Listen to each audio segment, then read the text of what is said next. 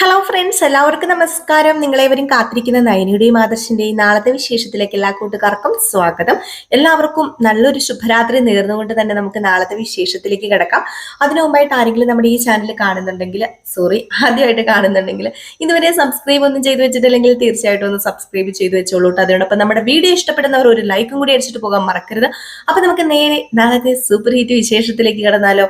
അങ്ങനെ next week promo ഒക്കെ ഞാൻ ഇട്ടിട്ടുണ്ടായിരുന്നു. അതൊക്കെ നിങ്ങൾ കണ്ടല്ലോ അല്ലെ?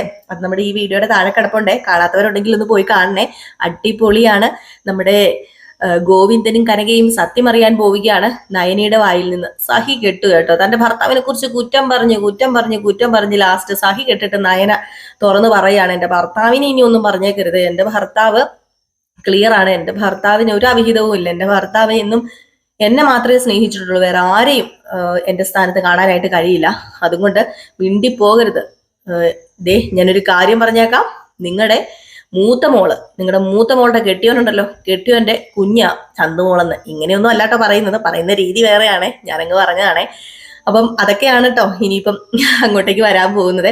അപ്പൊ നാളെ ഇനിയിപ്പം പ്രധാന ഭാഗമായിട്ട് കാണിക്കാൻ പോകുന്നത് നമ്മുടെ വേണുവിനും ജാനകി അല്ലല്ലോ, രേവതിക്കും 8ന്റെ പണി കിട്ടുകയാണ് കേട്ടോ. അങ്ങനെ നമ്മുടെ വേണുവും രേവതിയും കൂടെ പോലീസ് സ്റ്റേഷനിൽ പോയിട്ട് പുതിയ SIനെ കണ്ടിട്ട് വശീകരിച്ച് കുറച്ച് പൈസയൊക്കെ കൊടുത്തിട്ട് അവരുടെ വശത്താക്കാന്നൊക്കെ ഓർത്താണ് അങ്ങ് ചെല്ലുന്നത്.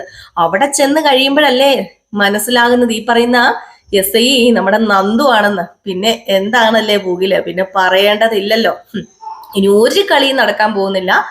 നമ്മുടെ രേവതിയുടെയും വേണുവിന്റെയും മാത്രമല്ല, അഭിയുടെയും ജലജയുടെയും കളി വരെ നടത്താനായിട്ട് സമ്മതിക്കില്ല. ഇനി ഒരു കള്ളത്തരവും നടത്താനായിട്ട് സമ്മതിക്കില്ല. അതും മാത്രമല്ല, ഇനിയിപ്പം നേരത്തെ നടത്തിയ കള്ളത്തരങ്ങളൊക്കെ വെളി വരുന്നത് എപ്പോഴാണെന്നും കാത്തിരിക്കുകയാണ്. ഇനി എപ്പോഴും എന്റെ ദൈവമേ, ഇനിയിപ്പം പഴയ കഥയൊക്കെ വെളി വന്നു കഴിഞ്ഞിട്ടുണ്ടെങ്കിൽ ദേവയാനിക്ക് വിഷം കൊടുത്തത് അനാമികയാണെന്ന് തന്നെ അറിയും. അനാമിക വിഷം ദേവയാനിക്ക് മാറിക്കൊടുത്തതാണെങ്കിലും വിഷം കൊടുത്തോ, അതൊക്കെ അറിയും. അങ്ങനെ ഇനി അവരുടെ ടെൻഷൻ പിടിച്ച സമയമാണ് കേട്ടോ. കുറെ ദിവസം കൊണ്ട് ഇങ്ങനെ സുഖിച്ച് അനാമിക അനന്തപുരി തറവാട്ടിലെ മരുമകളായിട്ട് അങ്ങോട്ട് ആർത്തുല്ലസിച്ച് വാഴുകയാണ്. അപ്പൊ അതിനും വിരാമം കുറിക്കാൻ പോവുകയാണ്. അനന്തപുരി തറവാട്ടിലെ നമ്മുടെ അനാമിക എത്ര വരെ പോകുമെന്ന് കണ്ടുകൊണ്ട് തന്നെയാണ് നമ്മുടെ നന്ദു ഇനി കളി കളിക്കാൻ പോകുന്നത്. ലാസ്റ്റ് ഇനി അനിയുടെ ജീവിതം അനാമികയുടെ കൂടെ നിന്ന് കഴിഞ്ഞിട്ടുണ്ടെങ്കിൽ ഒരിക്കലും അത് ശരിയാവില്ല എന്ന് മനസ്സിലാക്കുന്ന നമ്മുടെ മുത്തശ്ശനും മുത്തശ്ശിയും ഒക്കെ കൂടി ചേർന്നാണ് അനാമികയെ പുറത്താക്കാൻ നോക്കുന്നതും അനാമിയുടെ കള്ളത്തരം നന്ദു പുറത്തു കൊണ്ടുവരുന്നതും മാത്രമല്ല നന്ദുവും അനിയും തമ്മിലുള്ള വിവാഹം നടക്കുന്നതും. അതൊക്കെ നാളത്തെ അല്ലാട്ടോ, പറഞ്ഞു ഞാനങ്ങ് കാട് കയറി പോവാണ്. അതൊക്കെ ഇനി വരാൻ കിടക്കുന്നതേ ഉള്ളൂ.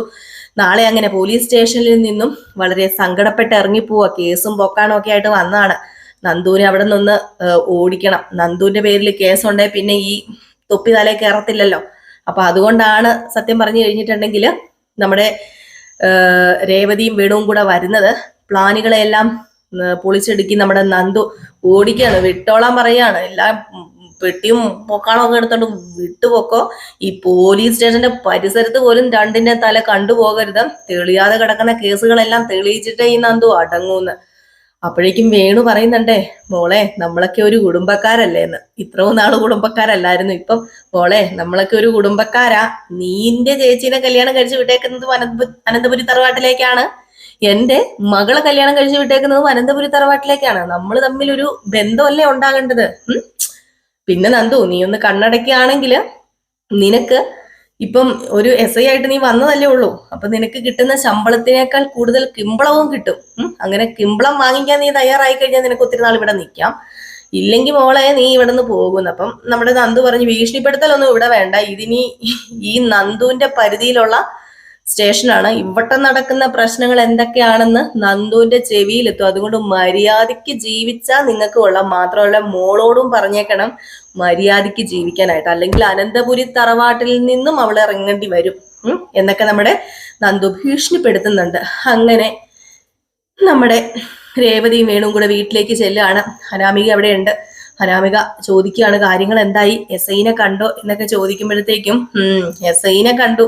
SI ആരാന്നറിയാമോന്ന് ചോദിക്കുമ്പം ആരാ, അല്ല അച്ഛന് പരിചയമുള്ളതല്ല SI ആണോ? എനിക്ക് പരിചയമുള്ളത് തന്നെയാ, നമുക്ക് വേണ്ടപ്പെട്ട ആള് തന്നെയാ. ആരാ അച്ഛാ? രക്ഷപ്പെട്ടല്ലോ, ഇനിയിപ്പൊ പേടിക്കാനില്ലല്ലോ. അല്ല ആരാ? നിനക്ക് വേണ്ടപ്പെട്ട ആളാ. നിന്റെ വീട്ടിലെ നിന്നെ കല്യാണം കഴിച്ചോണ്ട് പോയ വീട്ടിലെ ഒരു മരുമകളുണ്ടല്ലോ, ഫാഷൻ ഡിസൈനർ, 2 മരുമക്കളുണ്ടല്ലോ. ആ, അവരുടെ അനിയത്തിയാണ്. ഏ എന്താ അച്ഛൻ പറയുന്നത്? ഉം നന്ദു നന്ദു തന്നെ ആടി, ആ മൊട്ടച്ച് തന്നെ ആടി അവിടെ SI ആയി വന്നിരിക്കുന്നതെന്ന്. ഇത് കേട്ടതും ഈശ്വര, ആണോ? അയ്യോ, അപ്പൊ അവൾക്ക് നമ്മുടെ സ്റ്റേഷൻ പരിധിയിലാണോ? അതെ, അവൾക്ക് ചാർജ് ഇവിടെ തന്നെയാ. മാത്രല്ല അവൾ എന്നെ കുറെ ഭീഷണിപ്പെടുത്തുകയും ചെയ്തു. മോളെ, ഇനി നീ വിചാരിക്കുന്നത് പോലെ നമ്മുടെ കയ്യിലൊന്നും ഒതുങ്ങുന്ന കാര്യമല്ല. ഒന്നെങ്കിൽ അവളുടെ ഈ ചോരത്തിളപ്പ് കാരണം സത്യസന്ധത കളിച്ചിട്ട് ആരെങ്കിലും അവളെ ഇവിടെ നിർത്തി മാറ്റണം. പണിഷ്മെന്റ്, ട്രാൻസ്ഫറോ എന്തെങ്കിലും കിട്ടണം. അല്ലാതെ അവൾ ഇവിടെ നിന്ന് പോകുന്ന ലക്ഷണമില്ല. ഈ പണിഷ്മെന്റ് ട്രാൻസ്ഫർ നമ്മൾ തന്നെ മേടിച്ചു കൊടുക്കണമെന്നാ തോന്നുന്നത്. ഞാൻ കുറച്ച് പ്ലാനുകളൊക്കെ എന്റെ മനസ്സിൽ കണ്ടിട്ടുണ്ട്. അവക്കിട്ട് മുട്ടൻ ഒരു പണി കൊടുക്കുകയാണെങ്കിൽ അവൾക്ക് പണിഷ്മെന്റ് ട്രാൻസ്ഫർ കിട്ടും. അങ്ങനെ ആകുമ്പം നമ്മളൊക്കെ വിചാരിക്കുന്ന പോലെ കാര്യം നടക്കും. ഇല്ലെങ്കിൽ ക്ലോസ് എന്ന് കൂട്ടിക്കൊണ്ടാ മതിയെന്ന്.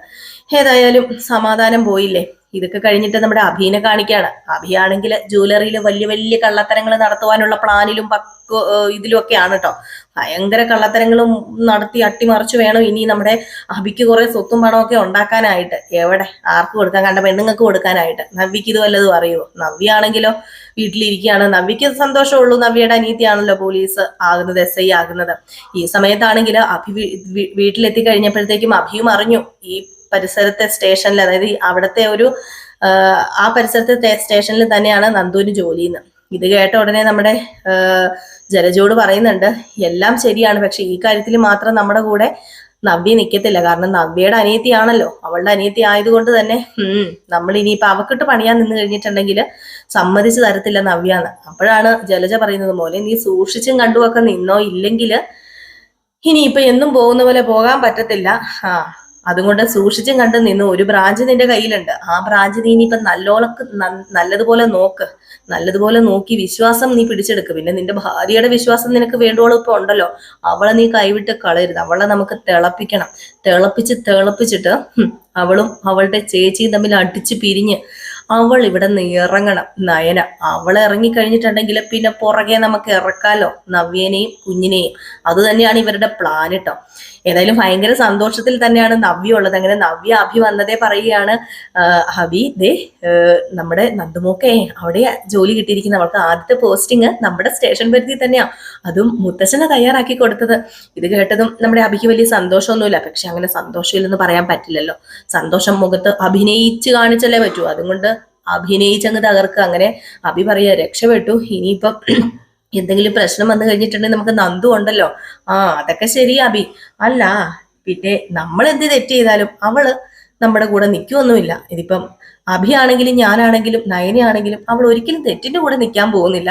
പിന്നെ എനിക്ക് കുറച്ച് കാര്യങ്ങളൊക്കെ കണ്ടുപിടിക്കാനുണ്ട് ഇതിന്റെ ഇടയ്ക്കായിട്ട്.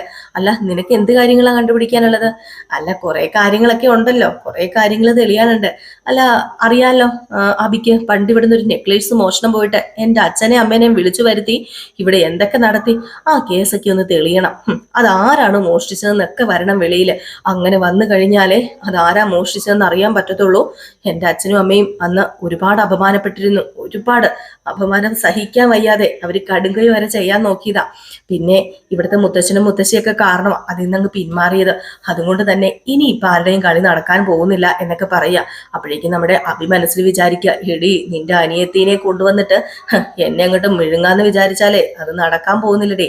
അനന്തപുരി തറവാട്ടിലെ അഭിക്ക് എല്ലാം കീഴടക്കണം. നോക്കിക്കോ, നിന്നെ ചവിട്ടി പുറത്താക്കിയിട്ട് ഒരു കോടീശ്വരനെ വിവാഹവും കഴിക്കണം. അതാ എൻ്റെ അമ്മയുടെയും എൻ്റെയും സ്വപ്നം. അത് ഞാൻ തന്നെ നേടിയെടുക്കൂടി. നിന്റെ അനിയത്തിയെ കൊണ്ട് നിനക്ക് എന്ത് ചെയ്യിപ്പിക്കാനായിട്ട് സാധിക്കും? അവളെ ഉടനെ തന്നെ ഇവിടെ ഞാൻ സ്ഥലം മാറ്റൂടി. അവൾ ഇരുന്ന് കഴിഞ്ഞിട്ടുണ്ടെങ്കിൽ ഒരിക്കലും എനിക്ക് ജ്വല്ലറിയിൽ നിന്നൊന്നും മോഷ്ടിക്കാനോ ഒന്നും പറ്റില്ല. അതുകൊണ്ട് തന്നെ ഉടനെ തന്നെ അവൾക്കിട്ടൊരു പണി കൊടുക്കുന്നുണ്ടെന്ന്. ഏതായാലും നമ്മുടെ ജലജയും വേണുവും രേവതിയും അഭിയും ഒക്കെ ഒന്നിക്കുകയാണെങ്കിൽ ഒരു മുട്ടൻ പണി തന്നെ നമ്മുടെ നന്ദുവിനിട്ട് കൊടുക്കും.